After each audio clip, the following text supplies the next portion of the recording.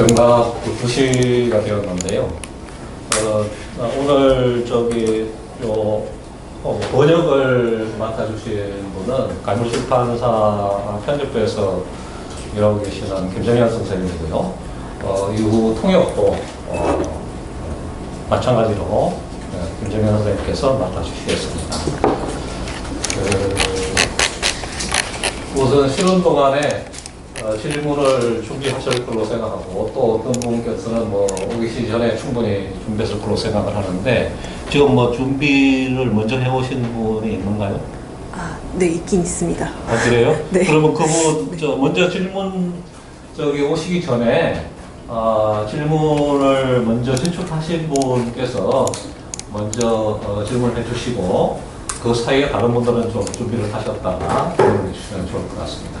제가 그 신청서에 써주신 거 다 전달했거든요. 그러니까 어떤 질문이라고 말씀만 해주시면 다 알고 계세요.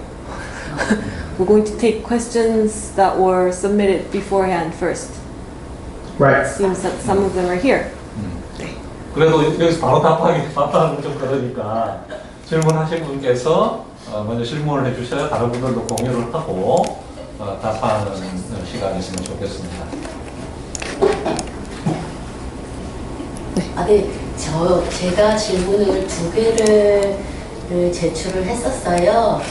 짧을 수도 있고 길 수도 있는데 그 질문을 다시 제가 써봤는데 아마 그냥 같은 질문이긴 할 것 같아요. 그냥 리프레이즈를 한 것 같은데요.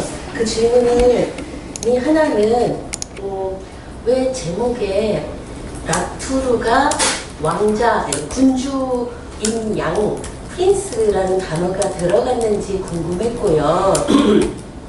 그리고 2번째 질문은 혹시 라투르의 이론이 늘 제가 마뚜라나 바렐라 식의 진화론으로 연결해도 되는지 궁금해졌어요. 잘 모르지만 왜냐면 제가 그냥 읽으면서 그냥 드는 그냥 느낌적인 느낌이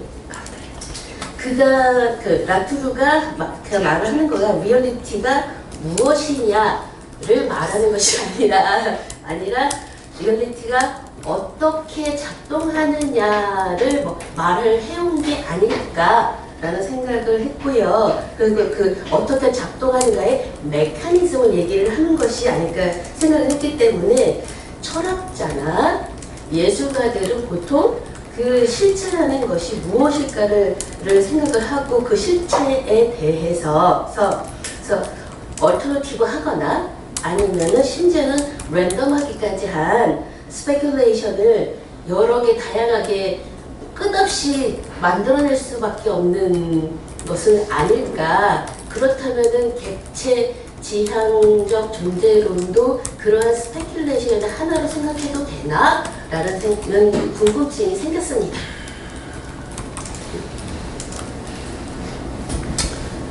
네. She's the person who gave the question about why you used the word prince in the title. And she has another question. Do you want me to translate it first, or do you want to answer the first question first? First, I'll answer the one about Prince. Okay. The first thing when choosing a book title is you're looking for a phrase that will stick in people's minds.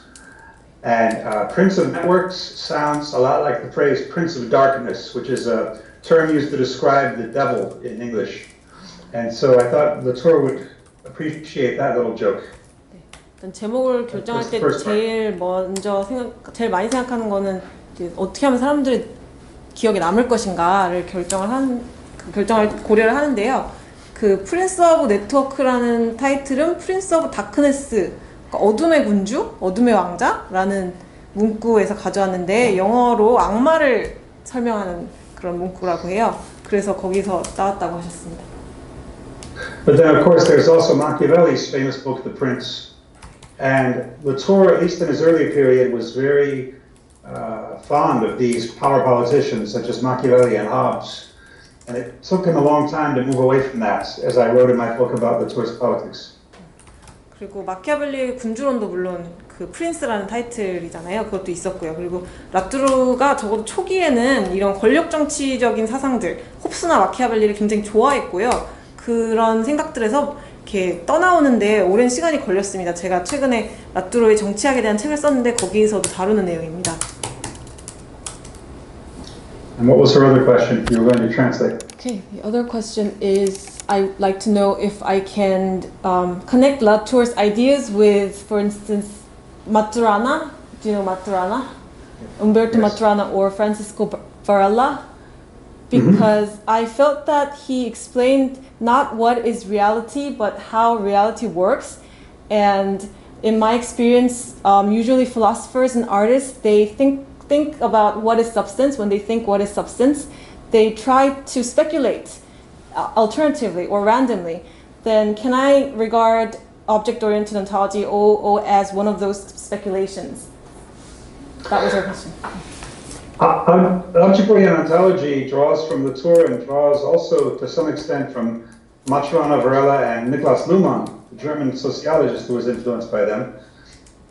Maybe I'll let you translate that part first. Okay, thanks. Unless you understand. 네, 그 객체지향 철학은요, 그 라뚜루에서도 영향을 받았지만은 바렐라도에서도 영향을 받았고, 그 다음에 독일 사회학자 니클러스 루만로부터도 영향을 받았습니다. Bruno Latour and Niklas Luhmann, I think, are the two most philosophically significant sociologists of the last 50 years. 라뚜루와 They met 루만은 go ahead. 라뚜루와 루만은 제가 생각하기에 지난 50년간 가장 철학적으로 중요한 사회학자들이다라고 생각하고 있습니다. And what Latour does not like about the autopoiesis theory of Luhmann and Maturana and Varela is that he says it's a biological metaphor and it does not apply to society. 그 라뚜루가 바렐라나 루만의 자기 생성 이론, 오토포이시스 이론에 대해서 그 자기가 좀 비판적으로 본다고 이야기한 이유는 그것들이 생물학적 은유라서 사회에 적용하기엔 적절치 않다라고 생각한다고 말합니다. I think the main difference is that for Maturana, Varela, and Luhmann, relations are difficult because a cell or a system is inside of itself and has a difficult time communicating with the outside. Whereas for Latour, communication is very easy. 네, 그 제가 생각하기에 마뚜르나 바렐라 생각이랑 루만의 생각에서 가장 큰 어려운 점은 가장 큰 차이는 그들의 생각 속에서는 체제가 이렇게 닫혀 있어가지고 관계가 어렵다라는 거예요. 그런 반면 라뚜르에게서는 소통하는 게 굉장히 쉽습니다.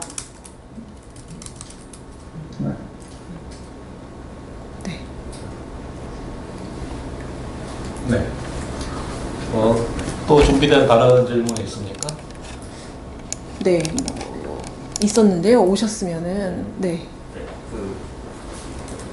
제가 질문했던 거는 이 책 이제 그 네트워크의 군주에서는 그 초중기 라뚜루에 대해서 소개를 하셨는데 그 최근에 이제 라뚜루가 쓴 그 존재 양식에 관한 연구라는 Inquiry into Mode of Existence라는 책이 있는데 거기서 이제 후기 라뚜루라고 지칭할 수 있는 그 라뚜루에서는 존재 양식론을 제시를 하면서 그 기존의 이제 입장과 뭐 어느 정도 단절하고 행정의 그 이론과도 단절하는데 거기에 대해서 어떤 견해를 가지고 계십니까?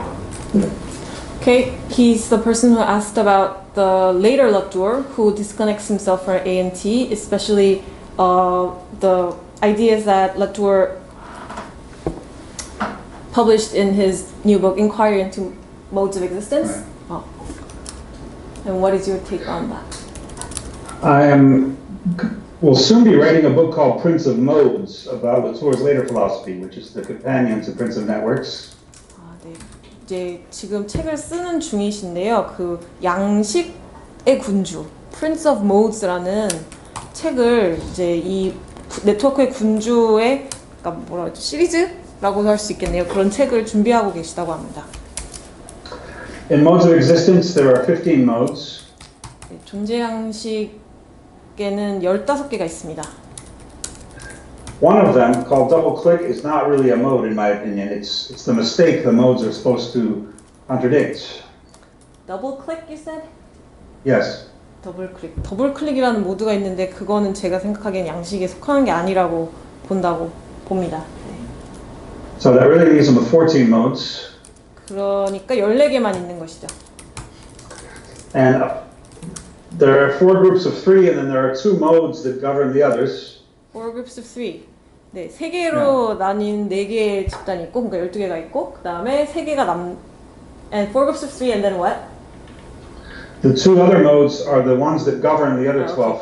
그러니까 3개씩 4 집단이 있고 그 다음에 2개가 남는데 그 2개가 나머지 것들을 이렇게 지배하는 그런 양상이라고 합니다.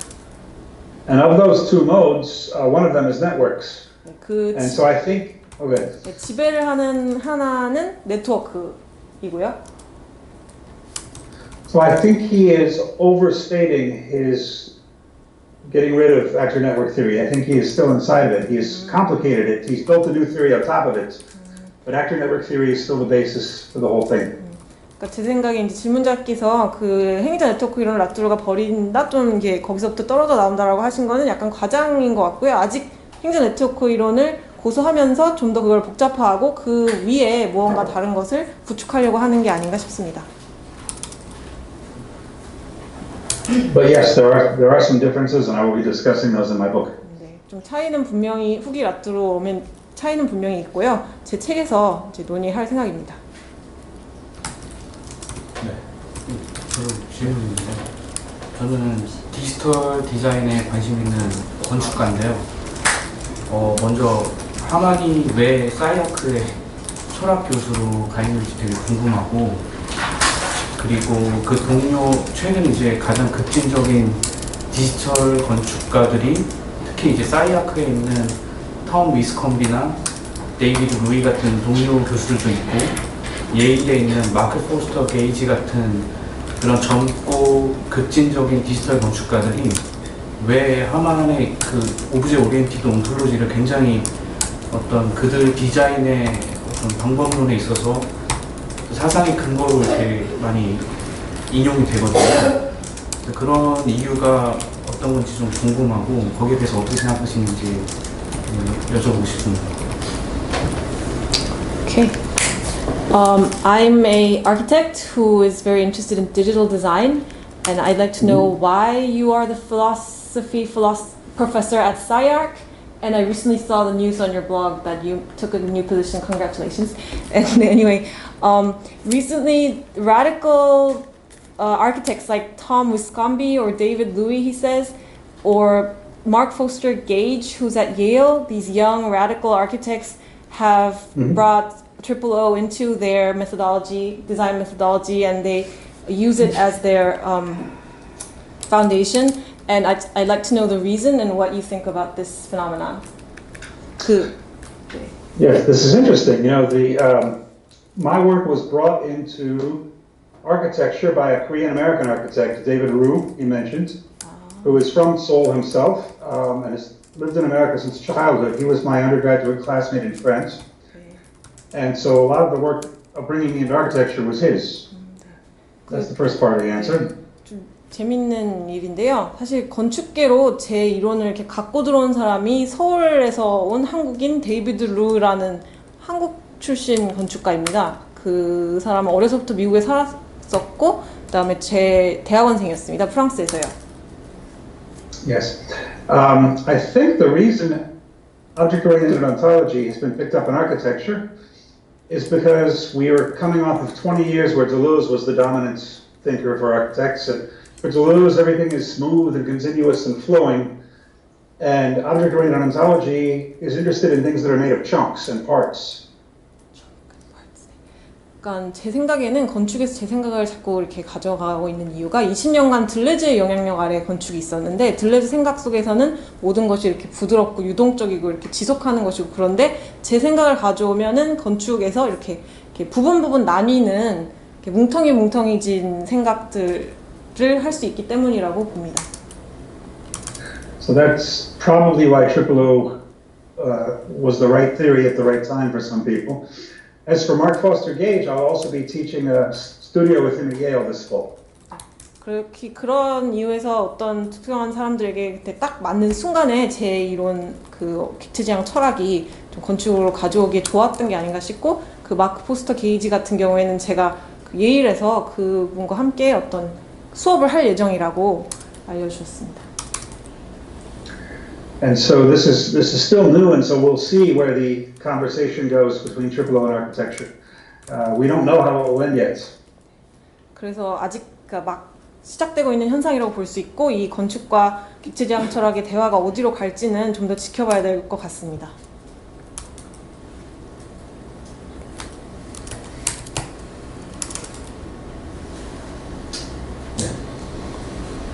준비된 질문은 그러면 한 가지가 더 있는데 오셨는지 잘 모르겠는데요. 캐서린 말라부의 입장에 대한 생각을 물어보신 분이 계신데 혹시 오셨어요? 오셨습니까? 캐서린 말라부가 누군지.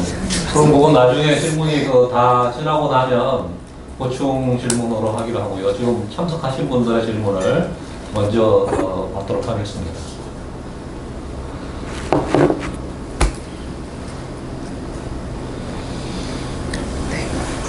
아까 이제 지금 쓰시고 계신 책이 그 모듈들에 대해서 연구하신다고 하셨는데 그렇게 이제 객체들을 조직하는 모듈을 가지고서 주체의 지속 시간을 만드는데 어느 정도 어떤 좋은 점이 있는지 주체 인간에게 어떤 이점을 가져올 수 있는지 모듈을 통해서 인간에게 주체로서 인간에게 어떤 이점이 있는지 시간성으로 You talked about how you were writing a book about modes, and I'd like to Modes, know what is the benefit of thinking about modes, benefit to us as subject in relation to temporality? That was her question.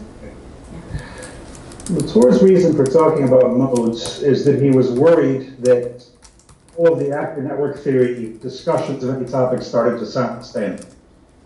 Started to Sound the same. sound the same? They all sound the same. So The same, you give okay. an, 네. yeah. 네. 라투르가 양식을 이야기하기 시작한 이유는요. 그러니까 뭔가를 행위자 네트워크 이론으로 설명을 하다 보니까 전부 다 똑같은 얘기처럼 들리기 시작했기 때문입니다. And so in this book, his goal was to categorize the different modes of modern philosophy, or modern civilization, I should say. 그래서 이 책에서 그는 근대 철학이나 근대 문명에서 그 다양한 서로 다른 양식들을 이제 구별해 내려고 했습니다. And so one of his first claims is that politics, religion, and law all have different modes of truth. 그래서 그의 주장 중에 하나는 정치나 종교 또 법은 각각 다른 양상의 진리, 다른 진리 양상을 가지고 있다는 것입니다. Modern civilization tends to think of science as having the only mode of truth, and it's in danger of losing the different kinds of truth in politics, law, and religion. 근대 문명에서는 과학이 진리의 양상을 가지고 있고 그래서 과학은 보통 정치나 종교 법에게 진리를 잃어버릴까봐 두려워하는 그런 경우가 많습니다. And in the final part of the book, he tries to take economics and decompose it into three different modes: attachment, organization, and morality. Attachment, organization, and morality. Morality. 네. 그리고 그 책의 마지막 부분에서 그는 경제를 세 가지 양상으로 나누려고 하거든요. 하나는 attachment, 뭔가 부착, Organization. 접착. 그 다음에 속성이라고. 속성이요. 그 다음에 organization, 조직. 그 다음에 morality, 도덕. 뭐 이렇게 세 가지로 경제의 양상을 나누려고 시도합니다. And his major claim of this book is that people confuse modes. They cross them the wrong ways and misunderstand which mode should be functioning. So, for example, he says when people try to rationalize politics by making it a kind of scientific knowledge, they're missing that politics is something different from science. 그래서 그가 주장하는 바는 사람들이 어떤 순간에 어떤 양식이 작동해야 하는지를 헷갈린다는 것입니다. 예를 들어서 우리가 정치를 합리화하려고 할 때 그것을 그러니까 과학 지식처럼 만들려고 시도하는데 과학과 정치는 다른 양식을 가진 거라는 거죠. Now, the thing is, Latour claims that this book on modes was done by empirical research, by looking at Western civilization and trying to find which modes have been important to it. 그러니까 재밌는 점은 라뚜르가 이 양식에 대한 책을 자신이 쓸 때 경험적 연구를 통해서 썼다고 얘기를 한다는 점입니다. 그러니까 서구 문명이 어떻게 이렇게 변화해 왔나를 보면서 자기가 썼다 이렇게 말을 하고 있다는 점입니다. But I don't believe him. And the reason I don't believe him, there's a couple of reasons. One is that he never gives, there's no historical dates in the book about when certain modes emerged for the first time. 그러나 저는 그 말을 믿지 않는데요. 왜냐하면은 그가 역사적인 뭐 일시, 날짜 이런 걸 전혀 제시하지 않기 때문입니다. 언제 어떤 양식이 처음 나타났나 뭐 이런 것에 대한 서술이 전혀 없습니다. He also claims these modes are only valid for modern Western civilization, but he gives no examples of a non-Western mode. 그리고 이제 양식이 근데 서구 문명에만 유효한 설명이다라고 얘기를 하면서 비서구권에서 온 사례는 전혀 들고 있지 않습니다. Also, when you realize that there are basically 4 groups of 3 modes each, it doesn't look very historical. It starts to look like a philosophy like Immanuel Kant's table of categories. 네. 그리고 이제 뭐 3개로 구성된 4개의 그룹이 있다. 뭐 이렇게 얘기를 할 때 이제 그것이 그러니까 역사적이라기보다는 칸트의 table of categories. category table처럼 범주표처럼 철학 서술로 느껴지기 시작한다는 것입니다. So it seems like more of a philosophical project to me, even though he calls it an anthropological project. 그래서 그가 이거를 자기 스스로는 인류학적 기획이라고 부르고 있지만 사실은 철학적 기획처럼 저에겐 보입니다.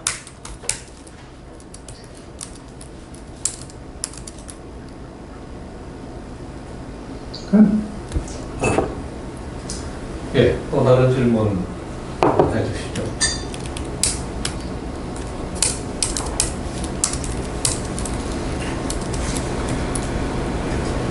잠깐 생각하시는 동안에 아까 그 질문 남은 거 하나 있잖아요. 저기 해서 네, while people in the audience are thinking about new questions to raise, can you answer the second one we sent you? Your take on Catherine Malibu, who seems to Yes. 그 질문이 뭐였냐면요. 그 라뚜르랑 유사한 기획을 추구한 것처럼 보이는 캐서린 말라부에 대한 입장을 물어보신 분이 계십니다. Okay. Yes, Catherine Malibu is a friend of mine, and she actually also teaches half the year in Los Angeles. So I'll be seeing her in the spring and doing a panel with her. 그 캐서린 말라부 제 친구이고요. 그 LA에서 1년에 반 정도 가르치기 때문에 아마 봄에 만나게 될 것 같은데요. And she is very interested in the concept of plasticity, neuroplasticity. With the brain, okay. 플라스티시티라는 개념에 굉장히 관심이 많다고 하세요. Neuroplasticity. How the brain is not hardwired by our genetics, and it's also not something we can change infinitely, but it's like clay. We can mold your brain a little bit with good experiences. 그러니까 뇌가 이제 어떤 이제 전선으로 이렇게 프로그램된 그런 게 아니라 우리가 변화시킬 수 있는 게 아니라 약간 찰흙처럼 조금 주물주물해서 약간의 형태만 바꿀 수 있는 그런 것으로 사고하려고 한다고 합니다. And she thinks that modern philosophy in the West does not think of the brain as physical enough. She looks at people like car accident victims and war trauma victims, and they are physically damaged in some way that is different from how modern philosophy conceives of the mind as free and able to just transcend the world. It's also physical. 그 근대 철학이 서구에서 이제 뇌라는 것을 물질적으로 충분히 보지 않는다라는 건데요. 자동차 사고 당한 사람들이나 전쟁에 참여했던 사람들, 그 희생자들을 보면서 우리가 생각하는 것보다 훨씬 신체적인 것이고, 그런데 서구 근대 철학에서는 마치 뇌가 이렇게 어딘가 멀리 위에 혼자 떠 있는 것 같은 그런 식으로 생각하는 경우가 많은데 훨씬 더 물질적인 것이다 라는 이야기를 하려고 한다고 합니다. Now, I would say she is more interested in the human subject than in objects in the way that Latour and I are. 그래서 제 생각에는 그녀는 라뚜르나 제가 객체에 관심을 가지는 것처럼 객체보다는 주체, 인간 주체에 훨씬 관심이 많다 이렇게 생각합니다. And she has joked that Latour and I are not rigorous enough because we just start talking about objects instead of going through the discussion of the human ability to know the world first. 그래서 그녀는 이제 우리가 엄격하지 못하다라고 비판을 하는데요. 그러니까 인간의 문제를 통해서 이렇게 가려고 하기보다는 너무 객체 쪽으로 가 있다 이런 비판을 한다라고 말씀하신 것 같습니다. But I think what is very strong and challenging in her work is the willingness to consider the human thought as being also an object that can be affected by things that happen to it. 그러나 제 생각에 그녀의 작업의 강점은 우리 사유를 마치 그러니까 어떤 것들로부터 영향을 받을 수 있는 객체처럼 우리 사유를 다루려고 한다는 점이 강점인 것 같습니다. 네.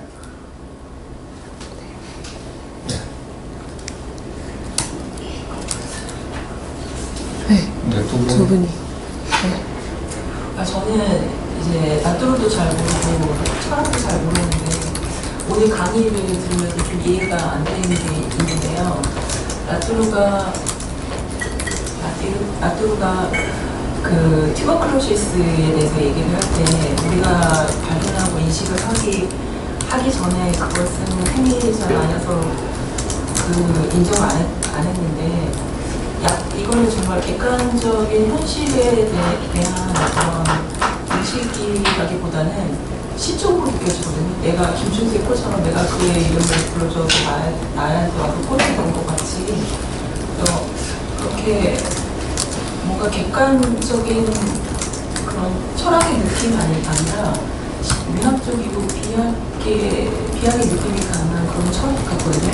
근데 라표가 그걸 괜히 그렇게 얘기했을 것 같지 않고 뭔가 본인의 체계 속에서 뭔가 말이 되게 얘기했을 것 같은데 아까 간단히 넘어가셔서 어떻게 라표는 어떤 관점에서 그렇게 얘기했는지 구체적인 전개 상황하고 본인은 라표가 이렇게 얘기해서 사실은 뭐 과학보다는 사회과학에서 이 사람이 더 파퓰러하다 했는데 그 본인은 어떻게 또 반대를 가지고 좀 더 구체적으로 좀 알고 싶어요. I'm not familiar with Latour, I'm not familiar with philosophy. I just had a point I didn't really understand from your lecture today. When Latour talked about tuberculosis in Egypt, he said that it is not an actor until we discover it and until we acknowledge it. So he doesn't acknowledge that tuberculosis existed before we acknowledge it. And after hearing that explanation, I felt that it was rather poetic and not objective cognition about the objective reality. It's poetic. It seems like a phrase out of a Korean poem that says that when I call your name, you become a flower and you cling to me. So it seems like an literary jump of logic instead of being a objective philosophy. And I'd like to know more about how he explains in his own systematic system of thought, how Latour explains it, because it doesn't make sense at all for me right now. And you also said that he's more popular in social sciences rather than natural sciences. And can you speak a little bit more about how he explains it and how it makes sense in his system and why you oppose it? All right. That's actually a very good question. 좋은 질문이라고 하셨어요. His idea is that the world is not made up of things that exist independently. Things exist through their relations. 그러니까 그의 생각은요, 사물, 독립적으로 존재하는 사물들로 세계가 구성된 게 아니라 관계로 세계가 이루어져 있다라는 것입니다.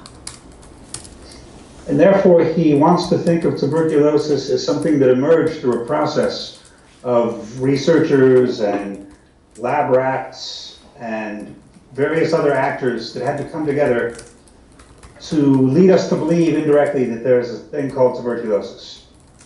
그러므로 그는 폐결핵을 연구자, 실험실 쥐 등등 여러 행위자들이 결합해서 우리에게 비직접적으로, 간접적으로 폐결핵이라는 것이 있다라고 생각하게 만들게 된 그런 어떤 이런 상황 과정을 통해서 출현하게 된 것으로 생각을 하고 싶어합니다. 폐결핵을요.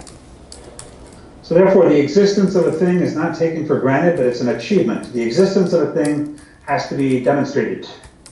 네. 그러므로 사물의 존재는 성취되는 것이지 예.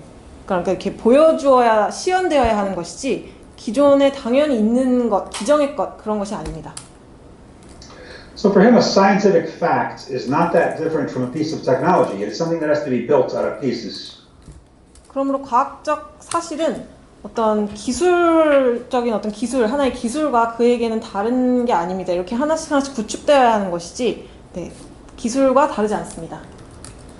So now every child in school knows that H2O is water, but the French chemist Lavoisier had to discover this in the 1700s, and it was very difficult. 지금은 모든 아이들이 학교에서 이제 H2O가 물이라는 것을 배우지만 그 1700년대에 어떤 과학자가 그것을 처음 발견했을 때는 굉장히 어려운 일이었습니다. So as for tuberculosis, the tour doesn't think we can just say tuberculosis as an obvious fact. We have to talk about all the research that led to scientists to discover the tuberculosis. 그러니까 폐결핵에 대해서 말할 때도 그것은 당연한 사실이다라고 말해서는 안 되고 그 폐결핵이라는 것이 발견될 때까지의 모든 노력들에 대해서 과학자들의 노력들에 대해서 같이 이야기를 해야 한다고 라투르는 말하는 것입니다. So many different actors had to come together for tuberculosis to become visible, and he thinks tuberculosis is the same thing as all those actors that made it visible. But tuberculosis is not something independent from all those processes that led to discovering it. 그러니까 폐결핵이 가시화되기까지는 수많은 행위자들이 필요했던 것이고 폐결핵 역시도 그 폐결핵을 가시화하는 데 기여했던 모든 행위자들과 같은 것입니다. 똑같이 행위자입니다. And so, of course, most of us would say it's no problem. In Egypt, they have those same germs that we have now, and it causes tuberculosis. But for the tour, you have to move the whole experimental apparatus back to ancient Egypt, and it obviously wasn't there. And so, therefore, tuberculosis wasn't there.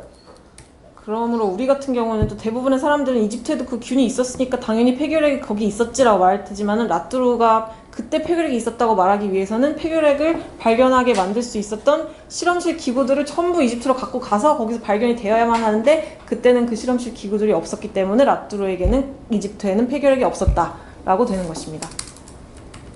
So he says that saying Ramses died of tuberculosis is just as wrong as saying Ramses was killed by automatic weapons or died of AIDS. He says it's an anachronism. Tuberculosis is a product of the 19th century. 그러니까 람세스가 폐결핵으로 죽었다라고 말하는 거는 람세스가 자동화된 무기로 죽었다거나 에이즈로 말했다거나 에이즈로 죽었다거나 라고 말하는 것처럼 말이 안 되는 것이고 폐결핵도 19세기 생산물이기 때문에 그렇게 말을 할 수 없다는 것입니다. The reason I disagree with it is simply I don't think a thing is equal to all the other things that were needed to show its existence. 제가 반대하는 이유는 제 생각에는 어떤 사물이 무엇인가는 그 사물을 존재하게 만들었던 다른 모든 것들의 총합이 아니라는 것입니다. So of course, Lavoisier, the French chemist, had many difficulties in showing that water is H2O. 물론 물이 그 H2O라는 거를 증명하기 위해서 루부아지에가 맞나요? 루부아지에라고 하신 것 같은데 루부아지에라는 과학자는 그 많은 것들이 필요했을 것입니다. But that does not mean that H2O is the same thing as all the discoveries that Lavoisier had to make. H2O is something independent of those discoveries. That's my view. 그렇지만 H2O가 그 H2O의 발견을 가능하게 만들었던 모든 다른 발견들의 총합과 같다, 그것들과 같다라고 말할 수 없는 것이라고 저는 생각합니다. 그 H2O는 그것을 가능하게 만든 발견들과는 무언가 다른 것이다라고 저는 생각하는 것입니다. So I hope that explained why Latour thinks it and why I don't agree with it. 설명이 되었기를 바랍니다. 네. 그리고 아까 질문. 네. 이 네트워크 구조 처음에 이제 라투르를 사회과학자가 아니라 철학자로서 중요하게 다뤘다고 얘기하셨고, 그리고 아까 질문에 대한 한 대답에서도 뭐 예를 들어 루만에 대해서 이제 철학적으로 중요한 사회학자라고 표현하셨는데 그때 이제 철학자 내지는 철학이 뭐라고 정의하신지 궁금하고요. 한국에서는 이제 이런 오에 대해서 뭔가 철학을 다시 서양 철학으로 이제 주도권을 가져가려는 내지는 오히려 되게 건축적인 서양 철학을 새로 만들려는 그런 의지가 느껴지기도 한다는 이제 또 한국인으로서의 그런 평들이 있거든요. 그래서 철학에 대해서 어떻게 정의하는지 궁금. You said in the beginning of Prince of Networks that your book was the first to regard Latour not as a social scientist but as a philosopher. And today, in the answer to one of the questions you said about Niklas Luhmann, that you think that he's a sociologist who's important as a philosopher. So I'd like to know what you think a philosopher is, or what you think philosophy is. And in Korea, there is some reaction to O that O is a method or a attempt to gain back initiative, leadership, 이렇게 번역해도 될까요? Of Western philosophy to make Western philosophy architectural. There's some people who have opinion about O. That's in Korea. So I'd like to know what you think philosophy is, what you think philosopher is. All right. My sense of philosophy comes from the meaning of the original Greek word philosophia. 제가 철학에 대해서 갖고 있는 생각은 그 원래 그리스 단어 필로소피아라는 단어에서 저는 가져오고 있습니다. Which in ancient Greek means love of wisdom, not wisdom. 네, 고대 그리스어로 이제 필로소피아라는 말은 그 wisdom에 대한 사랑이지 wisdom 자체를 말하는 것은 아닙니다. And Socrates often tells us in Plato's dialogues that he knows nothing, he's ignorant, he's never been anyone's teacher. 그리고 소크라테스가 플라톤의 대화편들 여러 곳에서 나는 아무것도 모른다. 그다음에 나는 선생이 아니다. 이런 식의 이야기를 자주 하는 것을 볼 수 있습니다. So if there's one thing that philosophy is not, it is not a knowledge. 그러므로 철학이 아닌 것이 한 가지 있다면 철학은 지식이 아닙니다. A lot of Western philosophy wants to see philosophy as continuous with science. I think it is not. 그리고 많은 서구 철학에 있는 많은 서구 철학이 그 철학을 과학의 연장으로 생각하고 싶어 합니다. 과학의 연속으로 생각하고 싶어 하는데 저는 그렇게 생각하지 않습니다. Science is great. I love science, but it always reduces objects in one of two directions. 과학은 훌륭한 것이라고 저도 생각하지만 항상 객체를 과학은 하나의 방향이나 한두 개의 방향으로 그 환원한다고 생각합니다. If someone asks you what something is, there are only two kinds of answers you can give. You can say what it's made of, or you can say what it does. 그러니까 누군가가 이게 뭐예요? 라고 물을 때 두 가지 방법으로 대답을 할 수 있는데요. 어떤 걸로 만들어져 있는지 또는 그것이 무엇을 하는 것인지 이렇게 두 가지 방식으로 답변할 수 있다고 생각합니다. So for example, in philosophy of the mind, there's one position that says all the mind is the neurological structure of your brain plus your outward behavior. 그러니까 또 마인드의 철학 이거를 마음이라고 번역하기도 하는 것 같아서 그냥 마음이라고 하겠습니다. 마음의 철학에서 이제 마음이 뭐냐라고 얘기를 했을 때 첫 번째로 답하는 방법은 이렇게 뇌가 구조된 방식 그리고 그것 또는 그 행위를 통해서 마음이 무엇인지 알 수 있다 이렇게 대답을 할 수 있을 것입니다. So they're really saying there is no thinking. There's just the brain structure and the outward behavior. There's nothing in between. 그러니까 방금 말한 그 두 가지 방식. 그러니까 뇌가 어떻게 구조가 되어 있는지 또는 어떤 행위를 하는지로서만 설명을 하는 것이지. They're really saying that there's no thinking. You Yeah, said, the thinking is nothing more than the brain structure plus the behavior. 그 그러니까 사유학이라는 것은 없는 것과 마찬가지입니다. 그러니까 뇌 구조가 있고 행위가 있는 것이지 거기에 이제 사유가 들어갈 자리는 지금 현재 그 두 개의 정의 방식에는 없습니다. For me, philosophy is similar to the arts, that it has to deal with the third term in between those two extremes. 저에게 철학은 예술과 유사한데요. 어떤 점에서 그러냐면 바로 그 세 번째 영역을 다뤄야 한다라는 점에서 예술과 유사합니다. You can't understand thinking just by understanding the brain structure and the behavior. You have to understand the third thing in between. 그러니까 사유를 이해하려면 뇌 구조나 행위만으로는 그걸 이해할 수 없고 그 사이에 있는 그 무언가를 우리가 뭔지를 알아야 된다는 것입니다. So that to me is what philosophy is about, and it's closer to the arts than it is to the sciences. 그래서 그것이 바로 철학이 다루는 것이고 그것은 과학보다는 예술에 가까운 것이다라고 생각합니다. So in this sense, there's some truth to that rumor in Korea that O is about aesthetics. Aesthetics as the main discipline of philosophy. 이런 의미에서 그 한국에서 돌고 있는 루머, 그 객체지향 철학이 미학과 관련된 것이다. 미학적 철학이다라고 말씀하시는 것 같은데 그런 루머는 그 일견 진실이 있는 루머라고 생각합니다.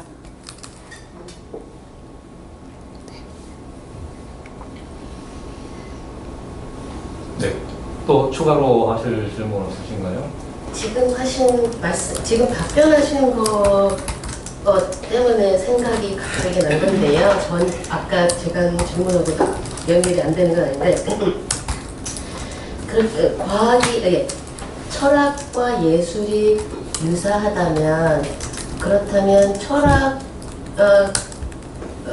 또 일종의 플로럴리티가 있는 거 아닙니까? 그 철학으로 무언가를 서술을 할 때 그 서술 자체도 다양하게 나올 수밖에 없지 않을까라는 생각이 들었는데 맞나요? Your last response led me to think that if philosophy and the arts are similar, then wouldn't there be plurality in philosophy? Which I mean that there can be many different kinds of writing, narrative in philosophy just as it is in arts. Yes, I agree with that. I don't think we can come face to face with the truth in philosophy, and therefore there have to be a variety of different approaches, and there is a pluralism. 네, 동의합니다. 저는 철학이 진리에 이렇게 직접 대면할 수 없다고 생각하기 때문에 철학이 진리와 그게 직면할 수 없다고 생각하기 때문에 다양한 접근법이 있을 수밖에 없고 다수성도 있을 것이다라고 생각합니다. 죄송한데 하나만 더. 그거가 그 제비성과도 연결되나요? 자기가 무슨 어떤 띠오리를 얘기를 하지만 그 띠오리가 실제와 그 가상 중간에 있음에도 불구하고 있는데 그것을 말을 하는 사람 자체가 그 띠오리 안에 포함이 된다는 그런 제기성 말이 되나요? 리플렉시비티 하면 다 아실 것 같긴 한데. 네. Is the plurality you talked about connected to reflexibility, which I mean that when you talk about a theory, that theory is in between reality and virtuality, and the person who is saying the theory, talking about the theory, is also included in that theory. Very interesting. This is something that Luhmann also talks about, the fact that the observer is also part of the system. Yes, but this is a complicated question. For example, in deconstruction, there's this idea that self-reflexivity is a privileged moment. That if I am looking at myself and understanding myself, that is somehow something better than simply naively perceiving the world. That part I disagree with. I don't think, for example, I don't think that introspection is any more accurate than when I look at the outer worlds. I may know myself better than I know you, but that doesn't mean that I know myself perfectly. 네. I am a mystery to myself as well. 그 루만이 이야기하는 거랑 좀 더 비슷한 것 같은데요. 되게 흥미로운 질문입니다. 그러니까 루만은 관찰자도 시스템의 일부라고 보거든요. 그리고 이제 in deconstruction you said, right? Yes. 예, 그러니까 해체론을 말씀하신 것 같아요. 해체론에서는 자기 반성의 자기 성찰의 순간은 굉장히 특권적 순간입니다. 그러니까 내가 나를 보고 이해하고 나를 반성하고 돌아보는 그런 순간이 내가 세계를 보고 인식하는 것보다 더 그 어떤 높은 그 가치가 부여된 그런 순간이라는 거죠. 근데 저는 거기에 동의하지 않습니다. 내가 당신을 아는 것보다는 나를 더 잘 알지만 그렇다고 해서 내가 나를 다 알 수 없다고 생각하기 때문에 그렇습니다.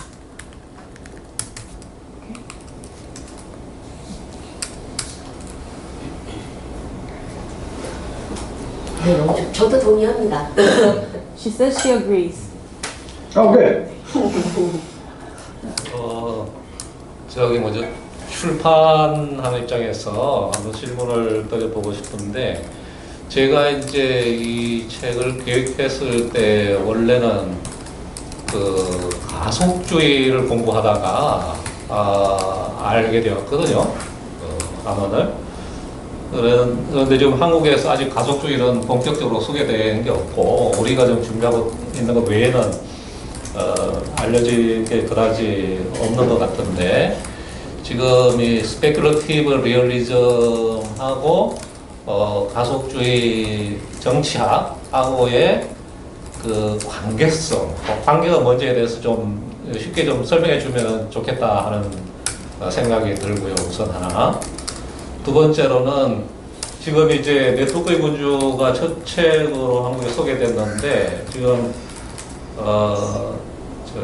오브젝트 오리엔티드 온톨로지, 그 책은 다른 데서 준비하고 있다고 들었는데 그게 맞는지 확인을 해보고 싶고, 그 다음에 하먼 자신의 생각을 한국 사회하고 연관해서 볼 때에 만약 이 두 권이 출판이 된다면은 어떤 책이 가장 먼저 추가로 소개되면은 좋겠다고 생각하는지, 추천을 해주고 싶은 책이 뭔지 한번 좀 물어보고 싶습니다. As a publisher, chief editor, founder of Galway Press, political philosopher, when I first planned to publish this book, I was originally studying accelerationism. And in Korea right now, accelerationism has not been introduced properly, and I have no information about whether there are more books forthcoming on this topic. I'd like to know if you can explain the relationship between speculative realism and accelerationism politics. That's my first question. Do you want to answer that first? Sure. The accelerationists belong to Ray Brassier's part of speculative realism. After speculative realism's first workshop in 2007, the group split quickly into its four parts. Ray Brassier is the most science-oriented of the four speculative realists, and the accelerationists were his younger students who had a Marxist orientation and, of course, decided that the best way to destroy capitalism is to make it go so fast that it collapses. They're also influenced by Nick Land, who was the professor of Ray Brassier in Warwick, and is a controversial figure. My politics are very different from the accelerationists. I'm closer to Bruno Latour, and I've written a book about that.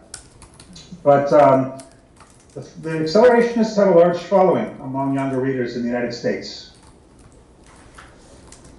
네, 가속주의는 그 레이 브라지에라는 사람의 사변적 실제론 분파와 관련이 있습니다. 그 2007년에 처음으로 사변적 실제론 그 워크숍이 있은 이래로 그 사변적 실제론이 4개의 그룹으로 나눠졌는데, 그 중에서 브라지에의 학파는 그 좀 더 과학지향적인 그 성격을 띠고 있고요. 그 가속주의자들은 브라지에의 그 학생들입니다. 그 막스주의 지향적이고, 이제 아시다시피 자본주의를 무너뜨리기 위해서는 그것을 이제 가속시켜야 된다. 그리고 이제 닉 랜드라는 사람의 영향도 많이 받고 있는데, 브레이지어의 워크 대학의 교수였습니다. 그리고 매우 논쟁적인 인물이죠, 닉 랜드라는 사람은요. 근데 저의 정치학은 가속주의하고는 좀 다릅니다. 라뚜르와 더 가깝고요. 그리고 가속주의는 지금 현재 미국에서도 젊은이들 사이에서 인기가 많은 상황입니다. And then there was another question? Right. So the book Prince of Networks is the first book of yours to be published in Korean, and I'd like to know if you've heard about the Korean edition of object-oriented philosophy that's coming out from another publisher in Korea. Is that true? I'd like to know. And when you think about Korean society and your thoughts, do you have any recommendations as to what book you might recommend that should be introduced in Korea? My favorite of my recent books is Immaterialism, where I write about the Dutch India Company and try to apply object-oriented ontology to a historical subject, namely the Dutch traders in Indonesia and Malaysia. And that's a nice short book, and I like to think it's well written, and so it can be translated quickly. It's already come out in Russian and Japanese. I'm looking here to see if there's anything about, actually there is, let me look here. 네, your book is titled Yes. Immaterialism. Immaterialism, yes, it's published by Polity in Cambridge, England. 네. Yes, I've just been reminded of the Korean edition of Object-Oriented Ontology. It's called King Kong Books. Do you know them? Yes, we do. Okay. And then the other one is the Quadruple Objects, and let's see which publisher that is. That should come out soon. 제가 쓴 책 중에서 제가 좀 좋아하는 게 이마테리얼리즘이라는 책인데요. 객체지향 철학을 이제 역사적인 주제에 좀 적용해 보려고 한 책이고요. 인도네시아와 말레이시아의 네덜란드인 무역상이라고 하신 것 같은데요. 에 관한 이야기이고 러시아어와 일본어로 이미 번역이 돼 있어서 좀 제 스스로도 좀 잘 쓰지 않았나 이런 생각을 하고 있고 영국의 폴리트 출판스 나왔다고 하고요. 그리고 킹콩 북스에서 객체지향 존재론이 나온다라는 얘기를 바로 얼마 전에 들었고요. 한국어판이. 그리고 내겹객체라는 제 책도 곧 나올 것으로 알고 있습니다. Okay.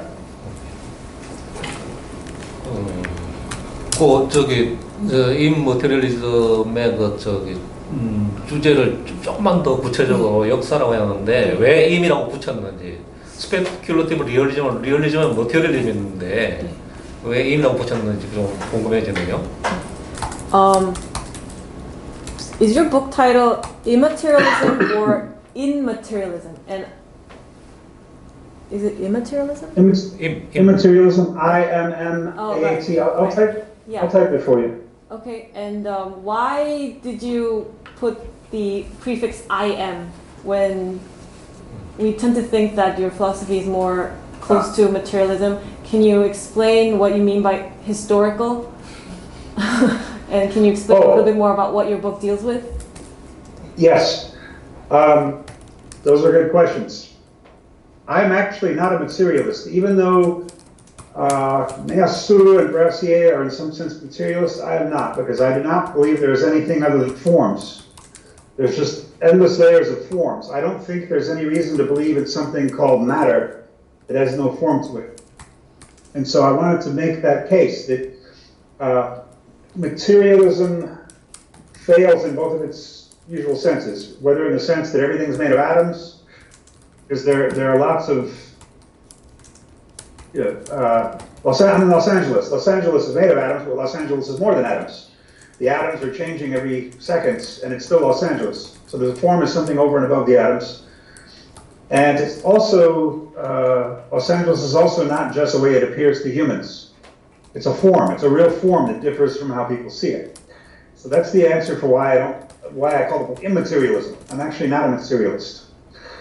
Now, in terms of historical objects, I was talking about the Dutch East India Company, which is the first trading company. I don't know what it's called in Korean, but it's the corporation that was in Indonesia that was responsible for spice trading to Europe in the 17th and 18th century. And I was trying to come up with a new social theory there that is different from Latour's. Because it seems to me active network theory, since it only talks about relations, can only talk about what the Dutch East India Company did. I want to talk about it at a deeper level than what it did. I wanted to talk about what it is. So let's stop there, and then I'll answer later the rest. 오케이. 좋은 질문 주셨다고 생각하는데요. 저는 유물론자가 아닙니다. 그러니까 메이야스와 브라지에가 약간 그런 경향을 갖고 있는데 저는 아닙니다. 저는 form, 그러니까 형상이라고 해야 될까요? 그건 말고는 없다고 생각합니다. 그러니까 물질 말고 형상을 저는 주장하는 사람입니다. 예를 들어서 형상이 없는 물질이라는 것은 존재하지 않는 것이고요. 그리고 유물론은 여러 가지 의미에서 실패했다고 생각하는데요. 모든 것이 원자로 만들어져 있다라고 설명을 할 때도 예를 들어서 로스앤젤레스라는 도시는 원자로 만들어져 있지만 그 이상의 무엇이고 계속해서 바뀌는, 매 순간 바뀌는 것입니다. 근데 형상은 그 원자로 구성된 그것 이상의 무엇인가가 있다라는 거거든요. 그리고 또 로스앤젤레스는 사람들의 눈에 이렇게 나타나는 방식 이상의 무엇이기도 합니다. 그런 의미들에서 저는 유물론자가 아니고요. 그 다음에 제가 역사적 객체라고 얘기를 할 때 그 책에서 다루었던 거는 더치 이스트 인디아 컴퍼니라고 그 네덜란드 동인도 회사인 것 같은데요. 인도네시아에 17, 18세기에 있었던 회사고 향료 무역을 유럽으로 했던 그런 곳인데 그 책에서 저는 라뚜르와는 다른 새로운 사회 이론을 이야기하려고 했습니다. 그러니까 라뚜르가 행위자 네트워크 이론에서 관계만 이야기를 하기 때문에 그러니까 어떤 것이 무엇을 했는지만 말하기 때문에 저는 무엇을 했는지가 아니라 그것이 실제로 무엇인지 그것이 무엇이냐라는 질문에 답을 해보고자 했습니다. And so what I wanted to do instead is find what are the most important moments in the history of the Dutch East India Company that changed it and made it something different. 네, 그래서 제가 하려고 했던 거는 그 네덜란드 동인도 회사가 뭔가 다른 걸로 변하게 한 가장 중요한 순간들은 무엇이었나 이것을 보려고 했습니다. But because these sorts of debates often go to one or two extremes. For example, some people think the human being is a soul that remains the same from before birth to after death. And others think that we are many, we are constantly changing from one second to the next, and you cannot really say that we are the same person. When in fact, I think we all really know that the answer is somewhere in between, that there are maybe half dozen moments in our lives really are important and change who we are. And they usually come from the outside, not from the inside. It's usually a person, a city, a profession, a favorite book. It's these things that change us into someone new, irreversibly, from what we were before. 왜냐하면 무엇인가 그러니까 이것은 무엇인가라고 물을 때 이런 논의들을 크게 두 극단으로 가는 경우가 있는데 예를 들면 사람은 영혼이다 라고 말하면서 태어나기 전부터도 그리고 사망한 후에도 같은 영혼이다 라고 말하는 사람들이 있고 또는 매 순간 변하는 거기 때문에 순간순간마다 우리는 같은 사람이 아니고 다른 사람이다 라고 말하는 경향이 있겠습니다. 그런데 우리는 알고 있습니다. 그 답은 그 둘 다 아니고 중간에 어딘가 있다는 것을 우리는 알고 있고 그 다음에 그 모든 순간이 중요한 게 아니라 그 우리가 누군지를 만드는 순간들은 그 한 수십 개 정도 될 것입니다. 과거를 떠올려 보면요. 그리고 그런 아주 중요한 순간들, 그러니까 우리를 비가역적으로 다른 사람으로 만들어버리는 그런 중요한 순간들은 외부에서부터 오는 것이죠. 예를 들어서 어떤 사람, 어떤 도시, 직정 또는 자기가 좋아하는 책 이런 것들이 우리를 다른 사람으로 비가역적으로 변하게 만드는 것입니다. And it seems to me that all objects, whether human or non-human, are going to have about 5 or 6 important things that happen to them before they reach mature form. 그래서 제가 생각하기에 객체들은 모든 것이 인간이든 아니든 그 자신의 어떤 성숙한 형태를 취하기 전까지 한 5개에서 6개 정도의 중요한 일들을 겪는 것이 아닌가 이렇게 생각합니다. And so in the case of the Dutch East India Company, I think I identified 6 key moments, all of them early in the history of the company, that helped make the company what it was. After that, it simply rises and declines and dies. 네, 그래서 제가 그 책에서는 네덜란드 동인도 회사의 6개의 주요 순간들을 찾아냈고 그 초기의 순간들이었습니다. 그 순간들이 있은 후에는 그냥 이렇게 성장했다가 이제 퇴락해서 없어지는 그런 수순을 밟았습니다. And sir, I want to add that the Korean version of Prince of Networks is one of the most beautiful books I've ever seen. It's beautifully produced and edited and translated, I'm sure. It's a wonderful thing to hold in my hands. I was very excited to receive it. 그리고 선생님께 그 제가 지금까지 살면서 본 책 중에 가장 아름다운 책 중 하나가 바로 한국어판 네트워크의 군주라고 네, 너무나 아름답다고 이렇게 하셨습니다. Thank you. 네. Thank you. Very good publisher. 네, 너무 좋은 출판사라고. 감사합니다. Thank you. 네. Sure. 예, 더 있나요? Do you have more? I can take it. 끝났어요? 네. 우리가 보통 2시간 하는데 지금 정확하게 2시간이 흘렀습니다. 그래서 아니 3시간 했나요 지금 우리? 2시간 했습니다. 2시간 했죠? 2시간 걸린 것 같아요. 근데 혹시 이제 이 질문을 안 하고 가면 집에 가서 안 보겠다 싶은 분 있으면 마지막으로 질문을 하시고 없으면 마무리 짓도록 하겠습니다. 하나만 네. 네. 그 궁금했던 점들이 저는 막스와의 관계에 대해서 생각을 해왔었는데 여기 질다면서 다 조금 해결이 된 것 같고 저는 이제 문학을 공부하는 학생으로서 막스주의 문학 이론이라는 것은 지금 이렇게 다 돼 있잖아요. 좀 구체화가 돼 있는데 라투르를 문학에 만약에 적용을 한다면 저는 되게 지금 강의를 들으면서 굉장히 획적이고 동시대적인 관계를 파악하는 이론이라는 생각이 들었어요. 그 막스랑 다르게. 그래서 만약에 문학을 우선 세계의 문학의 동시대성을 라투르의 이론에 적용을 할 수가 있다면 어떤 방식으로 진행이 될 수 있을지. 이 이론이 굉장히 아까도 말씀하셨듯이 문학적이고 예술적이라고도 하셨으니까 그 부분에 대해서 조금 더 듣고 싶습니다. 네. I've been thinking about the relationship with the book and Karl Marx, and through your lecture today and the discussions, a lot of the part has been solved for me. But I'm a student of literature, and I'd like to know what would happen if we apply Latour's theory into literature. And for instance, in Marxism, there is Marxist literary theory, right? And while listening to your lecture, I thought that your theory, Latour's theory, is very horizontal and very contemporary. It's very helpful to 파악하다가 뭐죠?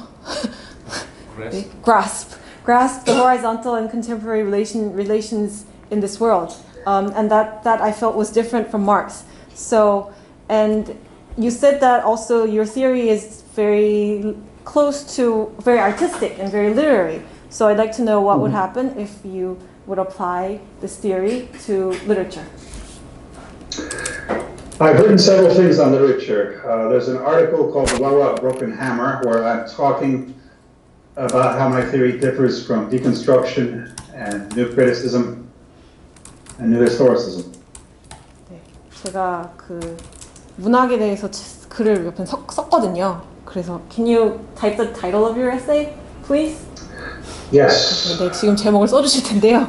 그 해체론과 또 신비평주의, 신역사주의와 제 생각이 어떻게 다른지에 대해서 이제 그래서 여기 이렇게 그래서 얘기하셨다고 합니다. 네. Thank you. 그게 다인 것 같습니다. 네. And one thing I've written about a lot is metaphor. The difference between metaphorical and literal language. This is very important to my philosophy. As I see it, literal language identifies a thing with its qualities, while metaphorical language drives a wedge between a thing and its qualities. 네. 그래서 저는 그리고 은유에 대해서 되게 많은 것을 썼는데 은유가 되게 중요하거든요. 저한테 은유적 언어가 중요한데 그 리터럴 언어와 은유적 언어를 구분한다고 하셨어요. 리터럴이 그냥 문자 그대로의 그렇게 하면 될 것 같은데요. 제 생각에 문자 그대로의 언어라는 것은 그 어떤 것을 성질로 정의한다고 생각하는데요. 근데 은유는 그 사물과 성질 사이에 이렇게 날카로운 나무 조각을 넣어서 이렇게 틈을 벌리는 거라고 생각합니다. Here's an example. Another example. You can reverse the order of literal descriptions, but you cannot reverse the order of metaphorical descriptions. For example, you can say a pen is like a pencil or a pencil is like a pen. It means the same thing. Yeah. You want to do that first? I'm sorry, I didn't follow you. Can you tell me? Yes. Okay. Yeah, literal language, you can reverse the order of the terms. So you can say a pen is like a pencil or a pencil is like a pen. It makes no difference. 그러니까 문자 그대로의 언어는 그냥 뒤집을 수 있다고 해요. 그러니까 연필은 펜과 같은 것이다. 또 펜은 연필과 같은 것이다. 이렇게 뒤집어서 말을 할 수 있는데 But with metaphor, for example, the poet Homer describes the Mediterranean as the wine-dark sea. And you could also say the sea-dark wine, but it's not the same metaphor anymore. You reversed it, but you've changed it. Sea dark wine, wine dark sea. 네, 그 은유의 경우에는 예컨대 그 호메르 같은 경우에 지중해를 보고 그 와인 dark sea, 그러니까 와인처럼 어두운 바다라고 말을 하는데 그거를 뒤집으면은 sea dark wine이 되잖아요. 바다처럼 어두운 와인. 그런데 두 개가 다른 뜻이 된다는 거죠. And what you're getting in the second case is you're getting a split between the object and its qualities. So in the first case, the wine is the object and the sea provides the qualities. In the second case, the sea is the object and the wine provides the qualities. That's why it's not the same metaphor. 그러니까 두 번째 은유의 경우에서는 우리가 보다시피 성질과 객체 사이에 틈이 벌어지잖아요.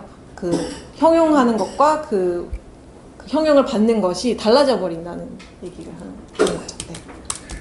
And what I say is that the object in the metaphor disappears, and so that we ourselves have to perform it. We have to provide that missing object.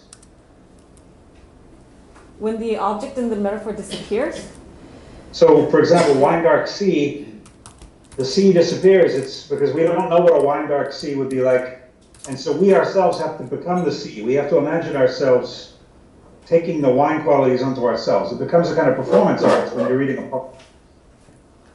그러니까 은유의 경우에는 와인 dark sea라고 했을 때, 그러니까 와인처럼 어두운 바다라고 했을 때 그 바다가 사라져서 우리가 직접 바다가 되어야 하고 이게 약간 그 퍼포먼스와 비슷한 일이 벌어지게 된다라고 그렇게 얘기하셨습니다.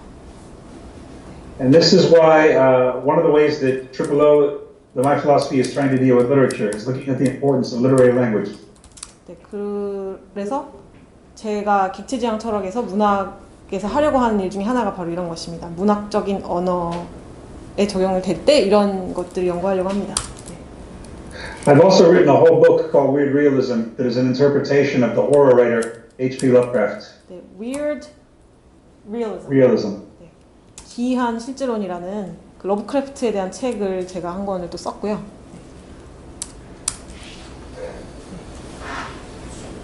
There will be more also.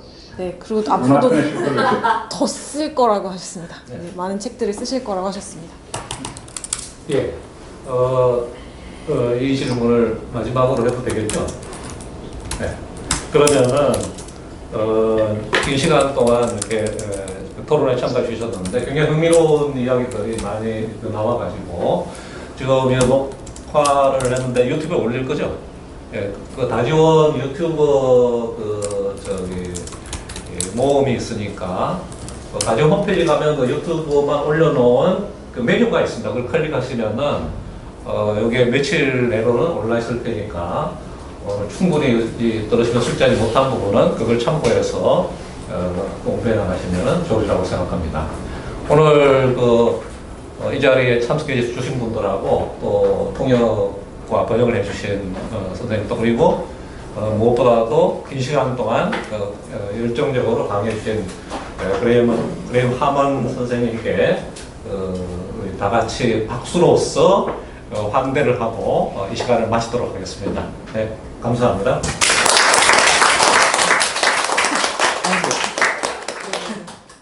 So that was the Thank you last so much. lesson, and thank you for your wonderful lecture, and it was such an interesting time. Yes, and we will be uploading the video on YouTube. Yes. Oh, great. Yeah. I'll post that on my blog. Thank you very much. I really enjoyed this. And thanks again for the beautiful book. 즐거우셨고요. 네. Thank you. 네.